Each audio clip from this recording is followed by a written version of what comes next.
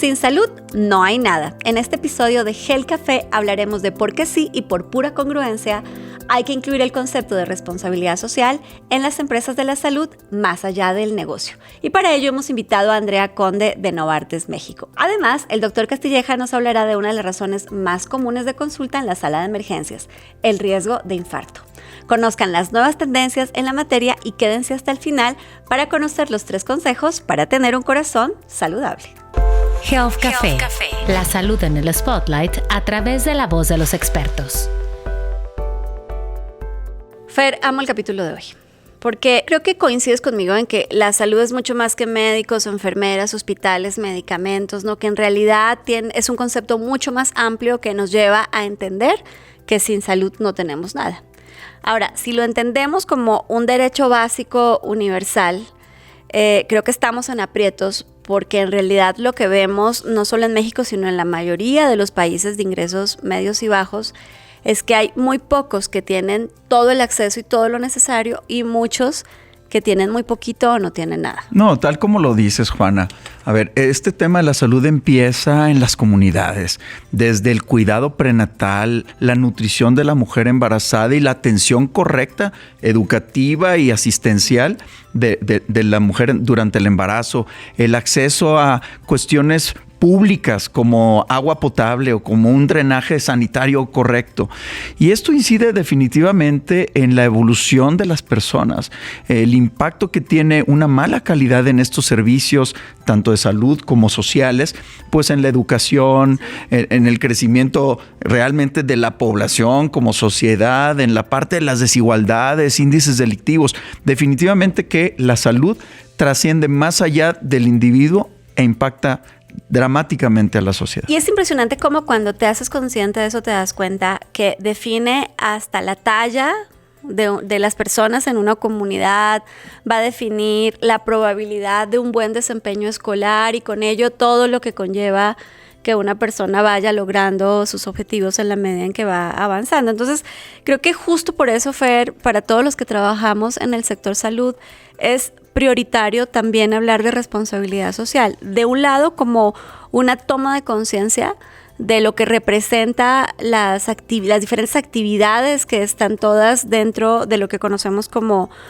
el sector salud y porque justo todo lo que hacemos tiene un impacto directo y trascendente en la vida de las personas actual y en la vida futura. De hecho, debo decir que está bien definido ya por múltiples investigaciones a nivel internacional que el código postal sí define la sobrevida de alguien. Definitivamente alguien que vive en un código postal, y no lo digo peyorativamente, lo digo en términos de acceso a estos servicios y a una salud correcta, incide en que una persona viva más o viva menos. Así es, y bueno, justo para hablar de esto, hoy hemos invitado a Andrea Conde de Novartis México, quien es experta en el tema y nos va a contar un poco más de este concepto de la responsabilidad social en las empresas de salud. Entrevista. Andrea, desde el punto de vista corporativo, siempre que hablamos de responsabilidad social nos remontamos a las siglas ESR desde hace décadas. Ahora, sin embargo, se agrega responsabilidad ambiental y gobernanza. ¿De dónde nace este cambio? Yo creo que tanto los dos temas, o sea, responsabilidad social como ESG, o en español le decimos ASG, que son los indicadores ambientales, sociales y de gobernanza, son términos que engloban las acciones o el compromiso social de las empresas, es decir, más allá de los compromisos o los objetivos comerciales. Entonces, por un lado, la responsabilidad social corporativa es un concepto ya un poco viejo, ¿no? Que nace en la década de 1950 y empieza a popularizarse en los 70s y 80s. Y la creencia principal es que las empresas, ¿no? Cuyo objetivo principal es el de generar utilidades, pues tienen alguna responsabilidad con la sociedad o con la comunidad en donde están operando. Pero Adrián, déjame interrumpirte ahí, claro, porque justo has dado un tema en la clave. O sea, como que además de generar utilidades hay que hacer alguna cosa por la comunidad y en muchos casos hemos visto estos temas de responsabilidad social como algo accesorio que he dicho yo en otros espacios que pareciera un poco como de expiar culpas. ¿Cuál es la diferencia entre eso, entre hacer algo, entre ponerle un moño y realmente tomarse en serio el tema de responsabilidad social en las organizaciones? Me encanta esta pregunta justo, Juana, porque yo creo que en un mundo tan globalizado, tan interconectado y competitivo, La manera en la que se manejan los temas sociales, ambientales y de gobernanza corporativa tienen que formar necesariamente parte desde la unidad de negocio, es decir, de la toma de decisión a nivel de liderazgo. Y te voy a dar varias razones. En primer lugar, porque es lo correcto, ¿no? Si nos enfocamos específicamente en el tema de la economía de la salud, a nivel global hay más de 2,000 millones de personas que no tienen acceso a medicamentos básicos o a servicios de salud, de acuerdo a la Organización Mundial de la Salud, y tan solo en México apenas el 28.2% de las personas tienen acceso a servicios de salud, de acuerdo al Coneval, ¿no? Y estas son cifras de 2020.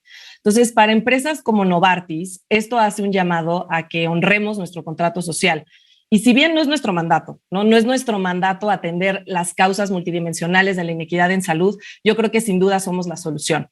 Y en Novartis, pues nuestra estrategia justamente de responsabilidad social, que más bien la enfocamos en estos indicadores de ESG, que ganan tracción justo después de la crisis financiera de 2008, ¿no? Para un manejo responsable de finanzas, nosotros los tenemos anclados en la Agenda 2030 y en la consecución de los Objetivos de Desarrollo Sostenible. Entonces, ese es el primer lugar, porque es lo correcto. Pero en segundo lugar, hay muchísimos estudios que muestran justamente cómo las empresas que tienen un buen desempeño en estos temas tienen un buen rendimiento e incluso incrementan el valor de sus acciones. Considerando que actualmente una empresa debe tener estrategias ESG bien definidas para mejorar su evaluación de mercado, ¿es rentable esto? Sí, o es un tema meramente reputacional, sí, ¿no? Una estrategia meramente reputacional. Sí, y de acuerdo justo con varios estudios que te comentaba, hay uno de PwC que muestra que el 79% de los inversionistas incluyen factores ESG o de ASG en sus análisis de inversión. Y además creo que de manera intuitiva, ¿no? Contar con una gobernanza corporativa robusta ayuda a las empresas a tener un mejor manejo de los riesgos, anticipar acciones, ¿no? de remediaciones o regulatorias e incluso permite expandir nuestra huella en distintos mercados. Y en tercer lugar, un tema que yo creo que te va a importar mucho, Juana, justamente por todo tu liderazgo en tema de igualdad de género, es que nosotros mismos también nos beneficiamos, ¿no? Los empleados, los asociados, nos beneficiamos de estar en un entorno inclusivo que tenga metas sociales. En Novartis justamente buscamos la paridad, ¿no? En toma de decisiones y tenemos el objetivo de tener la paridad en posiciones de liderazgo y gerenciales para el próximo año, ¿no? Para 2023. Pero creo que también, Juana, tu pregunta, un poco a este tema como de blue washing o de green washing, ¿no? De que solamente lo haces por el look good. Y creo que es importante que para que realmente se vea el compromiso de las empresas, no solamente tengas como una estrategia muy linda o objetivos globales ambiciosos, sino que pongas recursos detrás. Y te comento que en 2020, lo que nosotros hicimos a nivel global, fue que emitimos un bono vinculado a la sostenibilidad. En inglés se llaman Sustainability Linked Bonds, son SLBs. Y lo que hacemos mediante este bono, que lo lanzamos en 2020, es un bono por 1.85 miles de millones de euros. Wow. Y lo que básicamente los tenedores de este bono van a recibir más intereses si Novartis no logra cumplir sus objetivos sociales, y específicamente en temas de salud global. ¿No? La meta es alcanzar, o más bien aumentar en 200% el alcance de pacientes mediante nuestros enfoques de acceso. Andrea, el fin último de los médicos es mejorar la longevidad, la sobrevida y la calidad de vida de nuestros pacientes. En la industria de la salud, ¿cómo miden ustedes este impacto sobre la vida directa de los pacientes? ¿Qué es un QALY? Pues justamente, ¿no? Como lo mencionas, la salud es función de dos cosas, ¿no? De longevidad, es decir, años de vida, pero también calidad de vida. Entonces, medir el impacto de la industria farmacéutica mediante solamente ventas, pues realmente no nos dice nada, ¿no? Y no dice realmente el verdadero impacto de las medicinas en la sociedad. Entonces, en Novartis utilizamos una metodología muy robusta y muy rigurosa, contrastada académicamente y que de hecho fue codiseñada por el think tank alemán WIFOR, en el que nos permite justamente evaluar cuál es el impacto social de nuestras medicinas. Y te comparto el dato, ¿no? En 2021 el impacto llegó a más de $500 millones y resultó en más de 25,000 QALYs o años de vida ajustados por calidad. Somos miembros de la Value Balancing Alliance, que lo que busca es que las empresas nos movamos de un reporte tradicional a un reporte que realmente mide el impacto. Entonces, QALY, que en inglés, bueno, en español significa un año de vida ajustado por calidad, es una medida que comúnmente se utiliza por profesionales de la salud, como bien conoces, para estimar o analizar la rentabilidad, ¿no? de un tratamiento. Pero un refresher, ¿no? de cómo nosotros lo aplicamos para el tema de impacto social. El AVAC se calcula, ¿no? para cualquier tratamiento con base en la cantidad de años que pueda agregar un tratamiento a la vida de un paciente y se multiplica por la utilidad de salud del paciente. Entonces, la utilidad se mide en una escala del 0 al 1, ¿no? El 1 equivale a 1 año en perfecto estado de salud y 0 la muerte. Entonces, si un tratamiento ofrece 10 años de perfecta salud a un paciente, lo multiplicamos por 1, entonces es 10 años por 1 de utilidad, nos da un total de 10 AVAC. Y como comenté justamente en 2021, con esta metodología de evaluación de impacto, nosotros llegamos en México específicamente a más de 25,000 QALYs o más de 25,000 años de vida ajustados por calidad. Wow, que fíjate qué interesante es, y por eso hablar de esto hoy en Health Café, ¿no? Cómo salimos de los indicadores básicos de cualquier empresa y nos diferenciamos justo porque estamos hablando de la salud y dado que parte de nuestro auditorio justo es la gente que trabaja en la industria de la salud en las diferentes empresas, hospitales, pues muy interesante entender más de esta metodología y que ojalá sean muchas más las organizaciones que se sumen. Ahora, cuéntame, Andrea, específicamente en el caso de México, porque sé que tienen programas en otros continentes, en otros países, pero específicamente en el caso de México, ¿qué están haciendo para toda la gente que nos está viendo o escuchando y que dice yo quisiera saber cómo me puedo beneficiar o cómo me sumo a estas iniciativas? Muchas veces cuando nos metemos en estos temas tan técnicos de metodología, realmente como que se pierde un poco el lenguaje, ¿no? Y no todos hablamos de misma manera el impacto. Pero yo creo que lo que nosotros sí queremos es ser, o sea, líderes en la evaluación de este tipo de temas para capturar holísticamente el impacto, porque como en economía se conoce, ¿no? Lo que no se mide no existe o lo que no se mide no se puede mejorar. Pero, Juana, creo que algo muy importante es no medimos por medir. O sea, no medimos para sacar un reporte, ¿no? de responsabilidad social, un reporte de ESG. Medimos para alimentar nuestras estrategias, ¿no? y capitalizar realmente en donde sabemos que estamos generando impacto positivo y también transparentando en donde tenemos impacto negativo y cuáles son las medidas que estamos poniendo en marcha, ¿no? para mitigarlo. Y en cuanto a las iniciativas que me preguntabas, las conoces bien, ¿no? Tenemos las iniciativas justamente de salud global.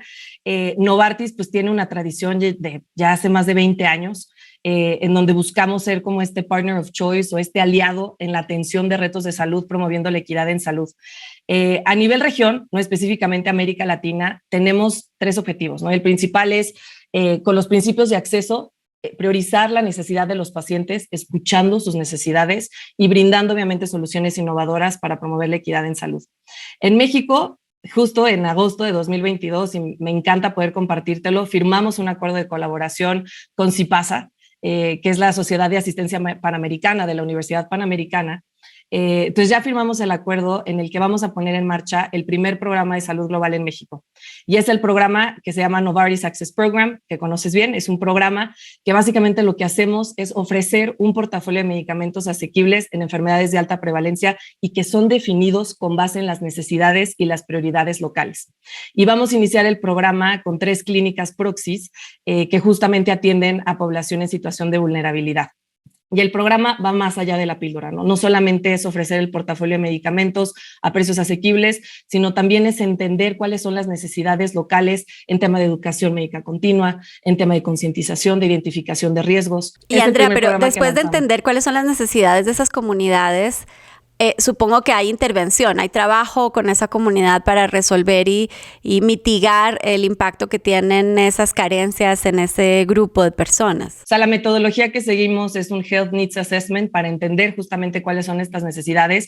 Y creo que una característica esencial es que el programa se diseña de la mano con el aliado, ¿no? O sea, el programa no se busca replicar lo que está funcionando en otras partes del mundo o incluso en América Latina, no en Venezuela o en El Salvador, sino que se busca crear y diseñar con base en las necesidades locales. Y esto lo que nos permite son 2 temas. 1, que las comunidades se apropien del mismo programa y 2, que sea sostenible a largo plazo, ¿no? Andrea, para Health Café, la principal audiencia es el personal de salud, médicos, enfermeras, laboratoristas. ¿Cuál es el mensaje que les debemos dejar a ellos respecto a responsabilidad social? Yo les daría 2 mensajes principales, Juana. El primero es que vean en la industria farmacéutica en específico a Novartis, pues un aliado para crear valor en temas sociales. Y esto va desde temas como diversidad e inclusión hasta los relacionados como la economía de la salud, como la equidad en salud, que son los proyectos que justamente te acabo de comentar. Y te voy a compartir un dato solo para que veamos la importancia que ha ganado la salud después de la pandemia. Un estudio justo de PwC demostró que, por ejemplo, en Estados Unidos específicamente, 62% de los consumidores reconocerían de manera positiva si una empresa de cualquier sector se enfoca en determinantes sociales de la salud. Andrea, y con el último sorbo de café y agradeciéndote de verdad por aceptar nuestra invitación a platicar en este espacio, ¿cómo te imaginas el futuro de la responsabilidad social en las empresas del sector salud? Claro, tomo mi último sorbo. Y pues siendo realista, Juana, la verdad es que falta mucho por hacer, ¿no? Los temas de responsabilidad social, los temas y los indicadores de ESG se siguen percibiendo como algo de nicho o algo muy nuevo. Sin embargo, yo creo que viendo la tendencia a nivel global, ¿no? En otros países, yo creo que el futuro se avisora promisorio. Y además de ser lo correcto, que es lo que estamos platicando, hay una lógica detrás, ¿no? Está respaldada por los números, está respaldada incluso por el mercado mismo. Entonces, empresas como Novartis, pues reconocemos que no operamos en un vacío, que nuestras operaciones tienen un impacto en el entorno y en la sociedad en donde estamos, por lo que me gustaría pensar que justamente en el futuro estaremos hablando el mismo idioma de impacto, capitalizando las alianzas para poder escalar el impacto social positivo mientras atendemos y mitigamos el negativo.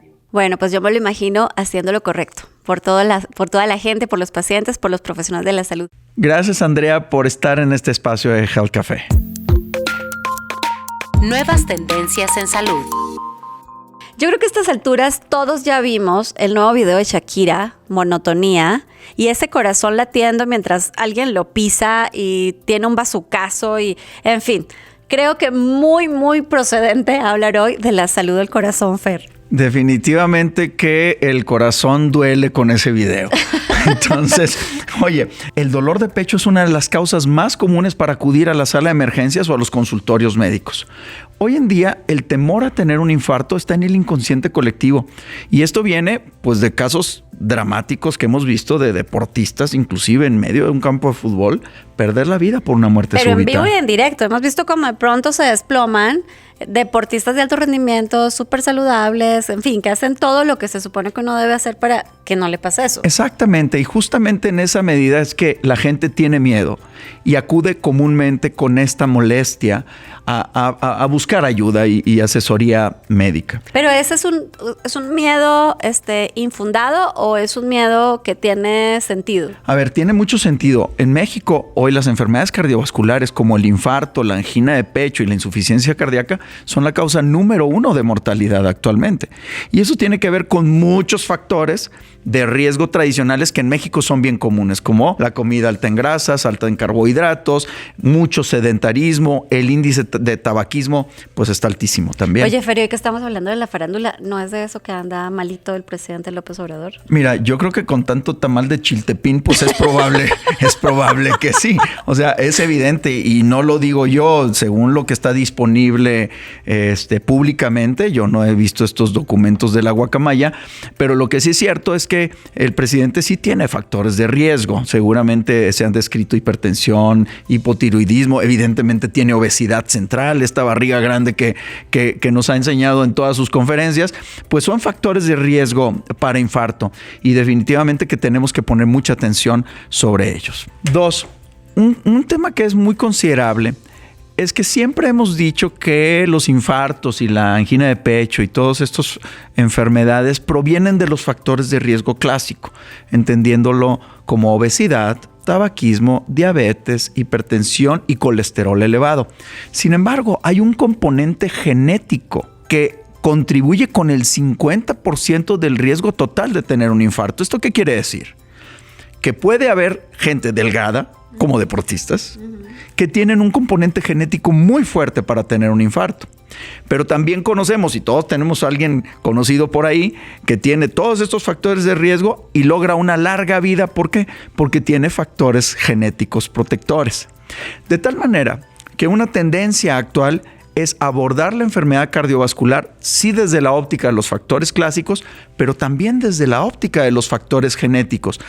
Una vez que se conoce esta combinación, se puede integrar una mejor predicción de riesgo cardiovascular y decir quién se le suma riesgo o quién se le disminuye riesgo de tener un infarto en los siguientes 10 años. Bueno, pues déjenme tratar de explicarles lo que el doctor quiso decir. Lo que el doctor quiso decir. Bueno, pues honestamente lo que el doctor quiso decir fue más o menos lo mismo de siempre. Que ya dejen de fumar, que se activen, que hagan ejercicio, que tengan una dieta saludable, que no hay que consumir alcohol en exceso para evitar infartarse. Pero ahora hay que sumarle a esta rutina de los estudios anuales para checar dónde están nuestros índices clínicos, un estudio genético. La buena es que, a diferencia de los estudios clínicos que hay que hacerlos al menos una vez al año, en el caso de la genética, esto se hace una sola vez. Consejos saludables. Bueno, y ahora sí, aquí les van los 3 consejos saludables para cuidar su corazoncito. Primero, consejo número 1, acudan a su chequeo anual a partir de los 25 años y pídanle a su médico que les realice o que les recomiende un estudio de genómica en saliva. Pero ese chequeo anual, ¿en qué consiste? A partir de los 25 años, estudios de laboratorio para determinar el nivel de glucosa y el nivel de colesterol total, colesterol bueno y colesterol malo. A partir de los 30 años, ya puede, según los factores de riesgo, ya pueden incluir algunos estudios adicionales, como un estudio del calcio en el corazón. Y a partir de los 45 o 50 años, ya incluyen pruebas de esfuerzo y algunos estudios adicionales, hormonales, físicos y demás. Y Fer, si el doctor que va a hacer el chequeo anual no sabe de genética, ¿qué hacemos? Pues que nos busquen en nuestras redes sociales y ahí los podemos orientar. Consejo saludable número 2. Si usted tiene dolor de pecho y sospecha la posibilidad de un infarto, acuda por ayuda. Nunca deje en la guantera el temor de tener un infarto. Vaya a emergencias. Todos los doctores tenemos la obligación de descartar la posibilidad de un infarto con electrocardiograma y con estudios de sangre para poder decir con toda seguridad que no lo es. Hemos visto casos de tragedia donde han pasado infartos como gastritis, particularmente en pacientes diabéticos. Entonces, si tiene usted duda, sospecha por un dolor en el pecho, vaya y busque atención médica. Fer, y aquí me sale lo feminista, porque en el caso de las mujeres, cuando las mujeres llegan a las centrales de emergencias con dolor de pecho, es muy frecuente que las interpreten como exageradas o como que es un tema emocional y por eso la mortalidad en enfermedades cardiovasculares es más alta en las mujeres, entre otras. No existe la menor duda de eso, está bien documentado. Entonces, estimados doctores y doctoras, si llega una mujer con dolor de pecho, descartemos. Mujer u hombre, tenemos que descartar un infarto agudo del miocardio. Consejo saludable número 3. Si en su familia existe alguien que haya tenido enfermedad cardiovascular, aterosclerosis, infarto o angina de pecho antes de los 50 años, puede existir una condición genética hereditaria. Entonces, por favor, acudan con su médico internista o con su médico cardiólogo para hacer una revisión mucho más exhaustiva y temprana de los niveles de colesterol, de los niveles de glucosa, porque esos factores de riesgo muchas veces son silenciosos y dan síntomas hasta que viene el caso de un infarto. Entonces, y aquí te pregunto siempre el tema de quién es de la familia, o sea, el tío de mi primo de no sé quién o quién es en particular. Familiares de primera línea. ¿Esto qué quiere decir? Padres, hermanos o hijos. Bueno, aquí ya los hijos ya no funcionaría, pero sí padres o hermanos. O sea, son gente de primera línea. Pues ya saben, si sus papás o sus hermanos han tenido estos problemas cardiovasculares, mejor empiezas a checar a tiempo. Bueno, ya saben, cuiden su corazón para que no esté rodando por ahí como el de Shakira. Y si no entendieron nada, recuerden que siempre pueden encontrar la columna de Health Café en expansión.mx. ¿Y a ti dónde te encuentran, Fer? En @FCastillagMD. Y a mí en @JuanaSoin. Por favor, desde donde nos estén viendo o escuchando, suscríbanse, den like, compartan, denos cariño y nos vemos el próximo miércoles en otro episodio de Health Café. Esto fue Health Café, la salud en el spotlight a través de la voz de los expertos. Un podcast de Grupo Expansión.